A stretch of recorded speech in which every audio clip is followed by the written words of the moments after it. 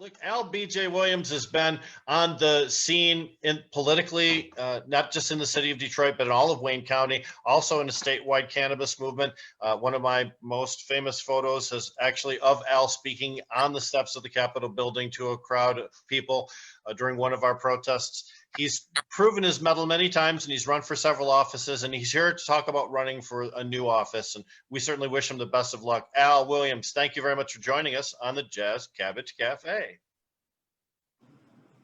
Where's he at? And it's great to hear what you got. Uh-oh, man. Al is dancing the Frozen. Auto-tune. I think he's a cyborg American. Can you hear me? Hey, man, I can hear you now, man. I can hear you now. What's going on, Al? How you doing? Let us know what's happening. I'm great, man. I'm great. Excuse me for not doing video. I'm out passing out PPE equipment on the northeast side of Detroit. One of the ways that we're doing voter contact is making sure that people still have the tools that they need to make it through this pandemic. You know, we started off 9 weeks ago helping people get identifying voters in District 3 who needed their water turned back on because they were delinquent in payment. At the beginning of this pandemic, there were about 6,000 people in District 3 where I'm running who had no running water. And so we started by identifying those people and helping them get their water turned back on, even if they did not have the $25 reconnection fee. So that's what we started first. And then, you know, people were shut in, quarantined. So we started doing Operation Mask Up with Al Williams. We had to change the way we do things. And so that's sort of what we're doing now. And I can tell you a little bit more about that further in the call. But it's great being on. I do remember that day in Lansing with you guys. I wish I could get that picture right now. I would love to put it on a piece of literature, man. But if you don't know me, if you haven't met me, I've been involved in politics for 20 years. Grew up in the city of Detroit. Went to Jesu Elementary School, UAD High School, then Morehouse College. I've been a chief of staff in Lansing. I've been a policy director for the county, community liaison, and legislative aid for the city. So I got a whole lot of legislative experience and can be very helpful and have been very helpful and want to be more helpful to the cannabis community when I get to Lansing. You know, it's called co-governing in my aspect, which means we put legislation together before I get there in January, and then we all go up there and advocate for this legislation to be passed together. That's real representative government. I've also worked for the Michigan Democratic Party, the Detroit NAACP, so I got a rich history of being in politics. I'm very, very, very supportive of the cannabis community and making sure that we get adult use, get to the point where we can have adult use statewide.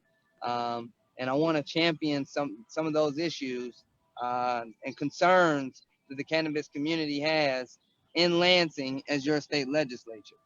Now, if you have any questions for me, we can talk about issues, or we can, you know, focus on what the needs are in order to win this race. Because right now, I'm polling at number 1.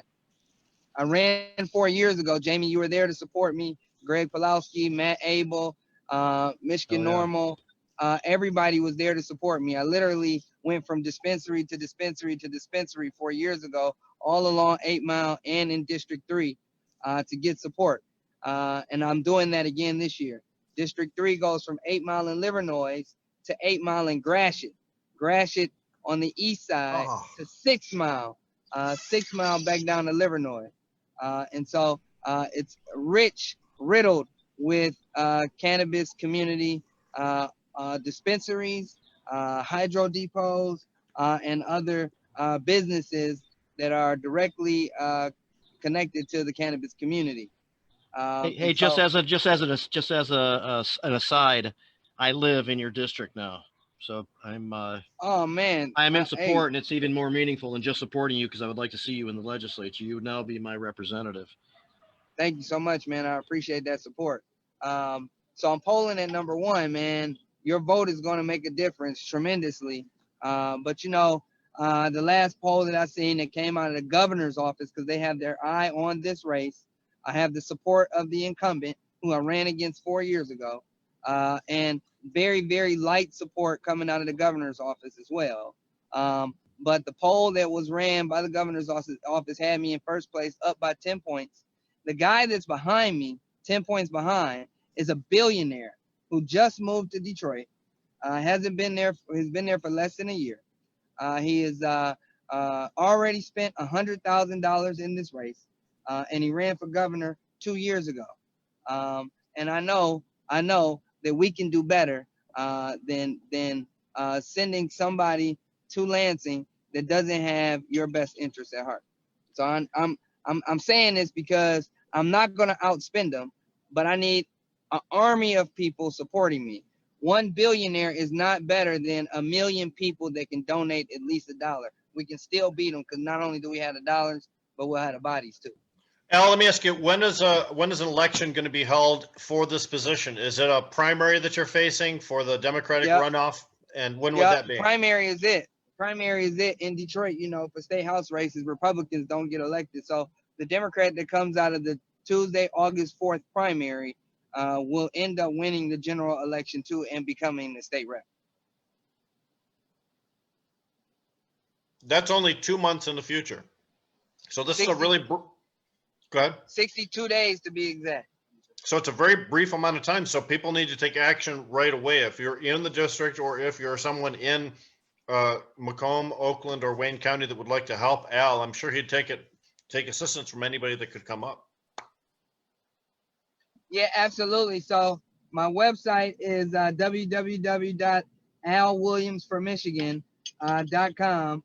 I'm hoping that I can share it on the screen real quick for you guys. That's definitely not it. I'm hoping I can share it on the screen for you guys real quick, but if you can go to my website, that'd be great. I really need your support. It's absolutely imperative right now. Right now I got over 1,000 yard sign requests, and yard signs cost money. So we're raising money for that. I got a mailing that needs to be sent out, and it costs money, of course. So we're raising money for that. I've passed out over 1,000 face masks, over 2,000 face shields, almost a little bit over 300 bottles of Al Williams hand sanitizer. And then we've been passing out free meals to people in need for the past 3 to 4 weeks. And so it's we've been giving back to the community, but at the same time, stepping up and asking them for support. And as on Sundays, every single Sunday, we do Mask Up with Al Williams, with Team Al Williams. And it's been tremendous. We've been getting a lot of support. People have been showing up in droves. So there's my website right there that I just shared with you guys. You can see, you can sign up to volunteer and sign up to contribute. We're running under the slogan, True Son of Detroit, because our biggest competitor is not from Detroit. And there are a lot of Detroiters who believe that we need a Detroiter representing Detroit in Lansing. And not somebody from... Al, we can see the picture of your website, but we don't see the actual website address itself. Tell us what that www is, please. Oh, I'm sorry. The address is www.alwilliamsformichigan.com. www.alwilliamsformichigan.com. Excellent. Thank you for clarifying. That's a good looking site. No problem. Yeah. www.alwilliamsformichigan.com. Al, we've been asked. Also, real quick. Yeah, go ahead, Al. Go ahead. Go ahead. I was just going to say, Al, we've been asking all of our guests how they feel about the protests that are going on right now in regard to George Floyd, but also in regards to systematic change that's necessary. You're proposing to represent a district that possibly is one that needs some of the most dramatic change in the entire state. Tell us a little bit about your feelings on that, sir. Yeah, number one, I was at the first protest. I spoke at the first protest. Was it last week? I think it was, or last week. I think it was Thursday or Friday. You know, I thought it was very well attended, poorly organized, but very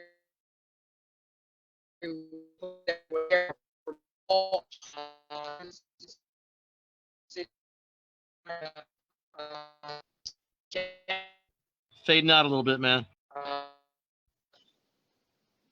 You said what? We sort of lost you there for a minute, Al. You said that you had spoken at you spoke at the first protest. You were very impressed with the numbers. Go ahead. Yeah, I spoke at the first protest. I'm hoping that you can hear me now. Impressed with the numbers. It wasn't very well organized, but a lot of people showed up from all over the state. There were people there from as far as Jackson, Michigan.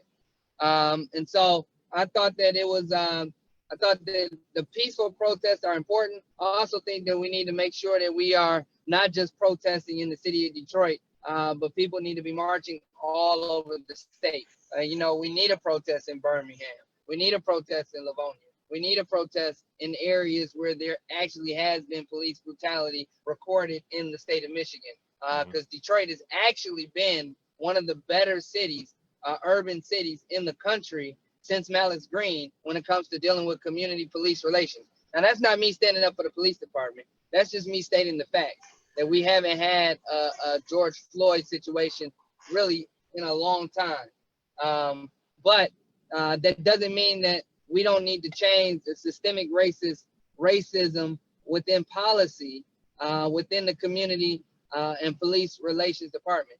Now, on my campaign, I have been endorsed by the Attorney General for the state of Minnesota, Keith Ellison, the person that is in the midst of dealing with this directly. We've been on radio interviews together for the past couple of days, starting last week, Friday, and talking about my message is even after the police officer is prosecuted and put in jail and fired, he's been fired, he's been charged, he's going to end up getting prosecuted. Even after that happens, even after all the marches, after all the rallies, and after it's no longer popular to scream George Floyd's name, we're still going to need systemic change within policies in dealing with the African American community and the police department. You know why? Because this has been going on for decades, since the 40s, the 50s, 68 riots, the 60s, 70s, 80s, Malice Green, Rodney King. I mean, on and on and on and on and on. It will continue to happen unless we really have systemic change throughout this country when it comes to dealing with the police department and the community, not just the African American community. I'm talking about the Black and brown community, as well as low income community. And so that's my message, and that's what I'm fighting for. But at the same time, man, I gotta say, looking around the country and the past, 4 or 5 years through all the incidences of police brutality in the city of Detroit, we haven't really had that. Of course, I think we got a knucklehead of a chief, but I still think that we have done a good job improving our police and community relations. Almost such, though, that we need to be telling our story to other police departments and other urban areas on how they can improve their community and police relations too. That's one of the things that we can do better amongst police relationships, and that's information sharing. I think not only between police departments sharing best practices, but also transparency between the police department and the citizenry. Is there any particular method or I'm sorry, a proposal that you might want to see advanced that would increase transparency in some of these police violence situations, or perhaps take prosecution of that situation out of the hands of the local unit of government and put it into a different unit? I never thought about taking it out of the hands of the local unit of government, but I think that the county prosecutor's office is always the best, because once in the state of Michigan, if we get to, I would have hated for a situation like that to have happened under Bill's shooting. But I think the county prosecutor right now is a good way to really handle those issues. And if it does not, just like in Minnesota, in Minneapolis, the county prosecutor was dragging his feet. Once he charged the first police officer, the attorney general then was able to come in and step in and take it the rest of the way. I think the state of Michigan should have that option. if the county prosecutor is dragging his feet on something, his or her feet on something that is obviously a crime, or obviously some action needs to be taken, then the attorney general should have that option to take over. I think it's already like that in Michigan, but I wouldn't directly take it out of the county prosecutor's hands. I think local government is always the best place to handle issues like that. I would like to see policy-wise more funding towards training of police, not just local police, and county sheriffs, our state officers, dealing with African Americans and Latino and Wavy again, man. Also, can you hear me now? Hello? Can you hear me now? Yep. Give it another shot, Al. Yep. Perfect. Also, I would like for it to see more money to go towards training of police officers when dealing with Black and brown communities, as well as the mental health community. You know, we've had some issues here in Michigan where there was a veteran who responded to some fireworks in his neighborhood negatively. He ended up ultimately being shot by a police officer because he was mentally ill and a veteran who had been traumatized by wartime. And so when he heard firecrackers, he woke up out of his sleep, came outside with a gun, and ended up ultimately being shot by a police officer that night. That happened right here in Michigan. And so I would like to see more training, more funding, and better training, as well as a better safeguards on background checks of our police officers. That's excellent. Thank you, Al. I think that's some solid suggestions for how we take the first steps in moving forward. I mentioned earlier, you know, moving forward is going to be a stair step, not a light switch. Roach, it looks like you were wanting to jump in at one point. Did I miss something that you wanted to cover? No. I just wanted to ask. I don't know. Maybe he said it earlier, but I am smoking. Have you participated in any protests? Is that what you said? You were helping people dealing with the pandemic, or was it with protests too? Yeah, the protest is the protest against police brutality is where I was last week. The absolute first protest in front of the police headquarters. I spoke there at the actual protest. I actually did some interviews as well. But yeah, I was at the first protest at 4 o'clock. I think it was last week, Thursday. I've sort of lightweight helped to organize a few other protests after realizing what they were missing at the first protest. I've been helping them, sort of advising them on what the needs are, how they can retain more information and keep the momentum going as we move forward. I have not been privy to the violent protest organizers. I don't even know where that's coming from, but I also participated in another sort of protest with Trick yesterday, Councilwoman Mary Sheffield and others calling for violent protests to end in the city of Detroit. It was really Trick calling for a no-fly zone on violent protests. If you're in the city of Detroit and you ain't from the city, you shouldn't be protesting. That's what he said. I believe that we need to end all violent protests. We should not be advocating for any violence during these protests whatsoever, because it's going to end up getting messy if we do. Right on. Yep. I agree. That's pretty cool, man. This is an intense time, and I tend to agree that the guy who's been in the community and been politically engaged for several years is better prepared and better suited to represent than some guy who just moved to the neighborhood not too long ago. Let me just also add that, as you mentioned, your district has a lot of cannabis businesses, and Detroit really has dragged its feet on enacting legalized cannabis business sales. James Tate, councilman, has really not done due diligence to this issue. There's continued delays. We've been given multiple deadlines that weren't met. As a House representative, what incentive can you create to help Detroit move further along the pathway towards getting that approved as a viable, practical business model in the city? To moving that industry forward. I think it's very important that we start creating real revenue dollars for the city when it comes to the cannabis community. I don't want to pinpoint any specific policy, because I'm open to anything to moving the ball forward for the city of Detroit. I agree with you. James Tate and the city of Detroit have dragged their feet on this issue. Literally, just allowing certain people to operate and not allowing others to even get into the business because they're dragging their feet on getting policy passed that related to all kind of issues dealing with the cannabis community in the city of Detroit. So I'm open to moving the ball forward, period. I think what we need to do is put more pressure on the city to getting this done.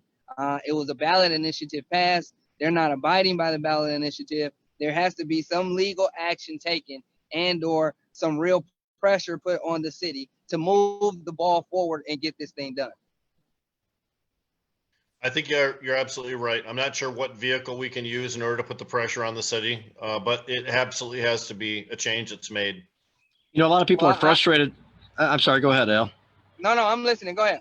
A lot of people are frustrated because, there is in the state, there is a mandated, social equity approach that's available, but also localities, when they make their policies, can take it further. The city of Ypsilanti, that was done, and other places are looking at that. It would seem Detroit would be just prime for taking advantage of these brand new opportunities in emerging industry and hook up the people who have been there for years, holding down the fort through some very tough times when there aren't brand new opportunities available. It seems like a great opportunity for them to take advantage of it, and they're really missing the ball. You're right. Go ahead, Al. Yeah, I agree with you. Not only that, but the city of Detroit has probably seen more cases of people who've been arrested for cannabis consumption and delivery in the past. You would think that they would be excited to sort of move this ball forward because of so many people who've suffered, so many families who suffered when the plant was illegal. And now that it's legalized, we should be the loudest voices on making sure the business is viable in the city. Not only that, we should be the loudest voices when it comes to criminal reform and making sure the governor does what she promised she was going to do, and making sure that for participating in the cannabis community are released and given a second chance at life. Yep, there are certainly unfinished issues. Most of those are legislative solutions, and you'd be in a perfect position to do that, Al. Al, who are you replacing from your district, and what was their record on cannabis prior? Wendell Bird is who I'm replacing. He was an idiot in the cannabis community. That's why I ran against him 4 years ago to get him out of there. And so we're replacing someone who was not for us. That's why it's very, very imperative that we get another cannabis brother in Lansing going into 2021, man. And so if you haven't signed up on the website or donated, please do so today. www.alwilliams4michigan, all the way spelled out.com. I do have the support of Wendell Bird this time around, which is absolutely amazing. It's done wonders for me on the east side of Detroit, and I'm going to take advantage of it. I got the support of Keith Ellison, who's doing a virtual fundraiser for me, not this coming Thursday, but the following Thursday. I would love for you guys to participate.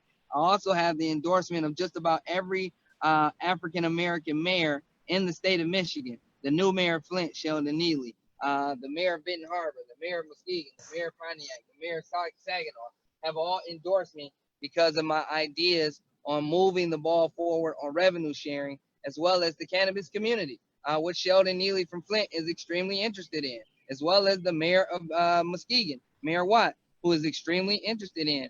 I've also have the endorsement of the Carpenters and Millwrights, Michigan Regional Chamber of Carpenter and Millwrights, which is a very, very powerful union in the state of Michigan. And then last but not least, one of the most important things, and I'll never, ever forget to mention his name. I have the endorsement of my good friend, who I was in politics with for the past 20 years. He's a brother. He was like a brother from another mother to me. We traveled this country together, fought the Democratic establishment together, and made emergency managers. We helped pass the ballot initiative to get rid of emergency managers together. And that's former state representative Isaac Robinson, who just passed away during this pandemic. He was like a brother to me, and I want to pick up that baton of activity, that baton of leadership, that baton of advocacy that he used to help build a platform for those who did not have a voice. I want to take that same energy to Lansing and continue to carry that legacy on. And with your support, I'll be able to do it. Thank you very much. Al, let me just say this. You did a great job of not smearing your opponent, of not even stabbing him. We referenced your opponent once or twice, but you've remained positive the entire time you've talked today. You've never once devolved into that Trumpian sort of attack mode. And I hope that you remain above board like that throughout your entire campaign, because that's the way I think politics should be run in America today. And that's the leadership we're sorely lacking, sir. Hey, man, thank you so much. And absolutely, sir. Thank you. Al, thanks so much for joining us on Jazz Cabbage Cafe. Jamie, did you have anything else? Yeah, Al, I'm going to be in touch, man. I'd be happy to hit the neighborhood that I'm in with your materials. I'll definitely donate a little bit, maybe via the fundraiser that's coming up, and help get some attention to that. And you have my support. I truly appreciate you. Greg Pulowski told me to tell everybody on the call hello. Oh, I love Greg. Everybody does. He's a great guy. Yeah, thank you so much. That's awesome. All right, Al Williams from Michigan.com. Thank you so much. Thanks, Al Al. Williams, candidate for State House Representative from District 3 in Detroit. We appreciate your time today. Very nice. It kind of seems like Thank he's. you. Thank you so much. Thanks, man. All right, bye-bye. I want to say he's been on Medical Mondays before, Roach.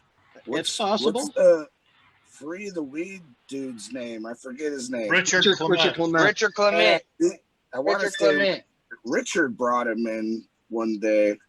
Al, have you been on a program called Medical sure Mondays? Did. Yeah. Right. Yeah, I thought so. I surely have. Yeah. That's what's up, man. Yeah. Well, See, you didn't come confirming that we have a Thank you. quality Really guest here. recognize Yeah. you. yeah. You're looking all Hey, man, executive in the picture. I'm with you guys all the way. Hey, man, I truly appreciate the time. Thank you very much. And Jamie, I really can't wait to knock on doors with you, brother. Just get in contact with me. Let's do it, man. Talk to you soon. All right. Bye-bye. Yep. Thanks, man. Bye-bye.